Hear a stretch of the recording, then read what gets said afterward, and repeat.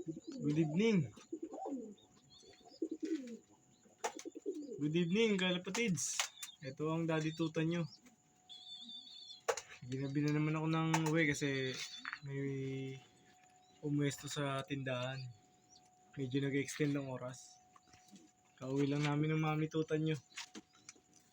Ito, check natin sila ulit. Let's go! Mabilis lumaki ang mga YB natin talaga.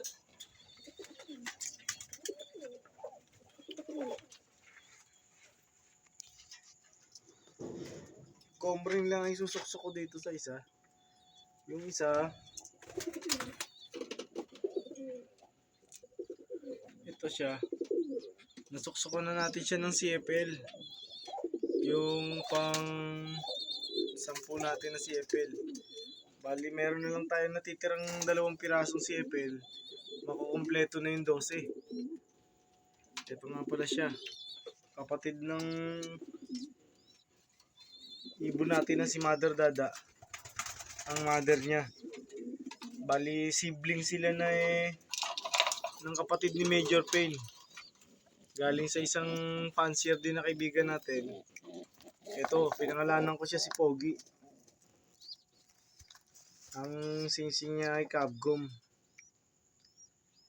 Ayan.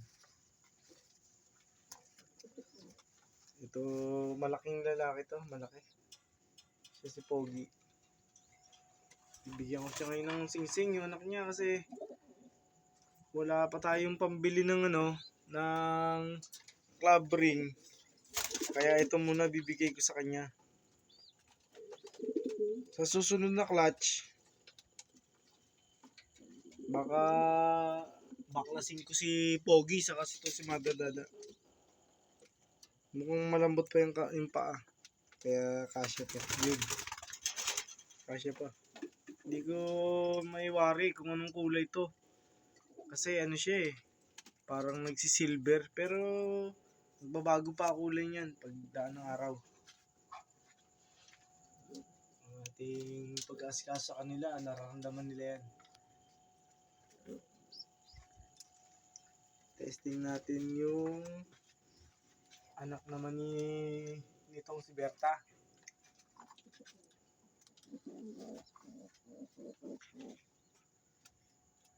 Itiman to ka. Testing ko kung isuksok yung singsing. Pero tingin ko mahubad pa. Kasi malaki ang butas ng comring. Mahubad pa. Siguro mga 2 days pa to. Bago masuksukan. Maganda naman ng itsura. Mukhang maganda ang sibling ni Berta. Yan ang unang bigay sa atin ni Robert Cruz.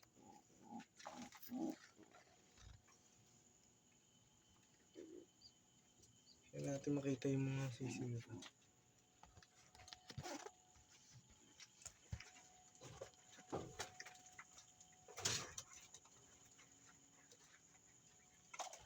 Dami na naman nakipasok dito sa natin, sa breeder page natin. Nga pala asawa ni Goldie si isang malaking ibon siya, malaking ibon talaga siya. Si Kulit. Siya si Kulit, asawa ni Goldie. Siya siyang recessive bred. Ayan, magandang ibon. PH na rig ang singsing niya.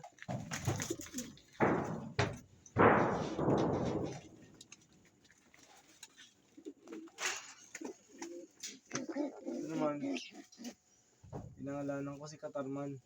Ayan. Meron pa siyang sticker ng Tacloban. Hindi ko pa nahubad. Kaya ko lang siya. Magkaroon ng mga partner. Bahala sila magkaroon ng partner din. No. Ito yung ating panlaro sa 4 laps. Si Batman. And yan, naka-sticker siya. Speed niya ay 1,000 1058.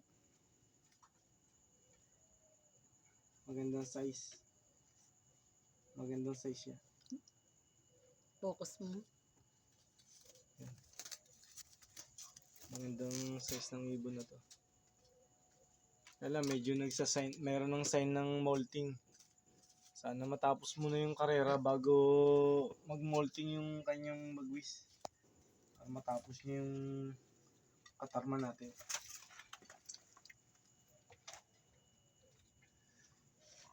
Tingnan natin itong kondisyon ng itlog niya na.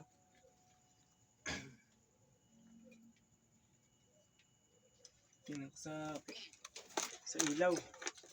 Kung may laman. May mga sapot na parang gagamba. Sigurado na to. Isa pa.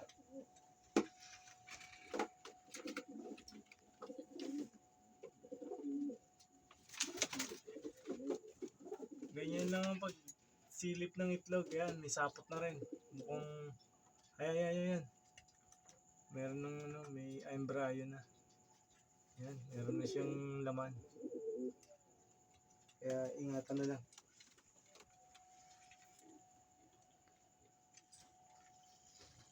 Walang laman.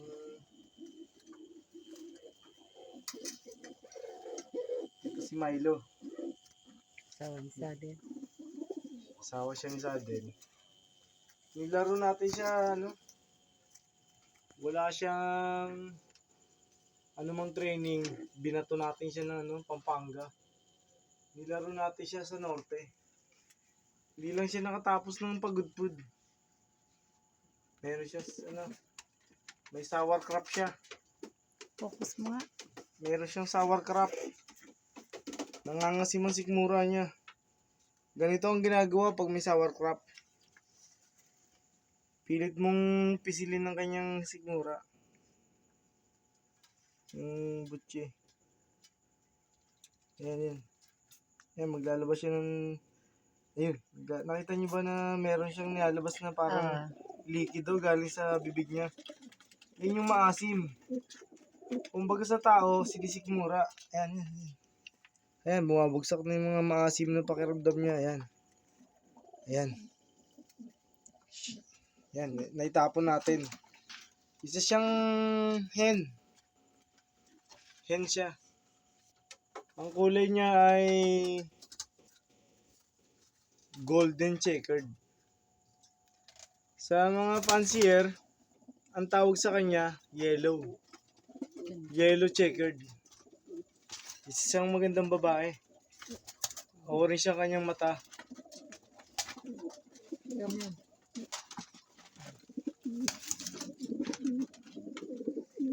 Dito naman nagpuntahan itong mga to eh. Ito si Bansot.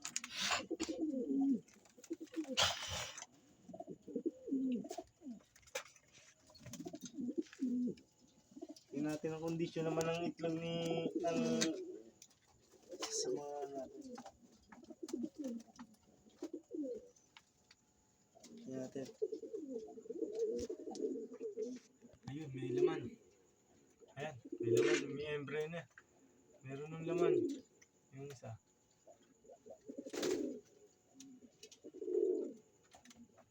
Ayan, meron naman. Ayan, tuloy-tuloy na to. Sana wag mabugok. Mukhang nagmamarka ng pagpisa. Siguro bibilangan natin to ng 2 araw. Pisa na to. Anak to ni Baba. Saka ni Jeric. Okay. Suksukan na natin yung isang baby ni Mother Dada. Na-check na natin yung mga itlog. So far, okay na muna. Pahinga na muna tayo. Puntahan natin yung kabilang section pala. Kailangan natin puntahan yung kabilang section kasi may mga susuksukan na rin ako na itlog dito na sisiw. Kaya lang makakaingi tayo. Baka makakaingi tayo sa mga natutulog.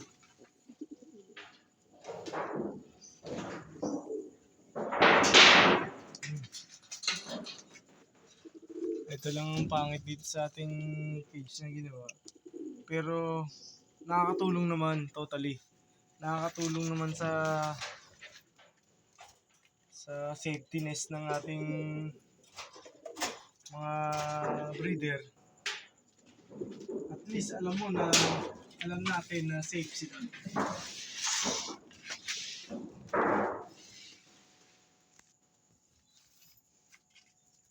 Siguro pag maliwanag na kasi hindi abot ng ilaw yung kabilang section eh. Itong section Bukas na. B. Madilim. Oo nga. Kaya siguro, pero nakita ko naman sila na so far, maganda naman ng kondisyon nila. Ito si may baby na, malaki na. Pwede na talagang singsingan. Ang baby ni Glenn. Magkasya yung singsing. Kaya tingnan natin, baka ano. Siguro, baka kasi baka hindi natin masuksukan. Susukan mo na ngayon. Hindi, Hindi na kaya. wala na, may na ng Pagod. Pagoda Philippines na talaga ang daddy nyo. Medyo kailangan na rin natin ng makalawig. Kailangan natin mahiga muna kasi marami tayong ginawa sa tindahan nila. Medyo sinuwerte tayo na maraming kumain sa tindahan ng ating sultan. Ang sultan store. Kaya, blessing yun. Blessing yun kay Papa G kasi sa tindi ng kompetisyon ngayon sa mga karinderya, sa mga kainan, may mga tumatangkilik pa rin sa inyong lingkod sa tindahan ni Mami Tutan at ni Daddy Tutan nyo. Ubus yung lugaw, no? O kahit pa Pares, paano, ubus din. magluluto na tayo ng pares mamayang tanghali, bukas ng tanghali. Dito. Sana pagdating ng karera ulit, umiscore ulit yung mga warrior natin. Para dagdag bonus na yun sa pakiramdam kasi nga siyempre yung attention natin hating-hati talaga oras natin hating-hati, kailangan natin ng mas magandang focus. Siguro dadagdagan lang natin yung timplada ng gamot saka timplada ng pagkain saka sistema ng tubig. Kailangan natin i-divide yung paglalagay ng mga vitamins na powder saka yung mga nginungungo sinusubo sa bibig. Ganon. Kasi talagang matindi ang mga genetic talaga, matindi ng liparan ngayon ng mga ibon. Yung speed natin na 1-1 ng atimonan talagang mabilis na yun pero nasipa pa rin tayo. Siyempre, fair game. Siguro may kulang pa sa timplada ng gamot natin o nagkukulang tayo sa sistema ng pagkain. Yun siguro number 1 na kailangan natin makita. Tatapusin pa naman ng training ng dito pagtapos ng fundraise, matatapos yung training. Automatic sa 5 laps ng derby, mas matinding sistema kailangan natin. Kailangan natin makapagtimpla. Andyan na mga lahi, andyan na. Nandito na lahat sa kamay natin ng mga lahi. Magagandang lahi. Ayos na yung combine mo Magandang kombinasyon ng lahi. Ang kailangan na lang talaga natin, maibigay sa kanila kung anong kailangan nila na sistema para makapagpabilis ng lipad, para umuwi ng mabilis, magpatrap ng mabilis. Kailangan nila talaga yon.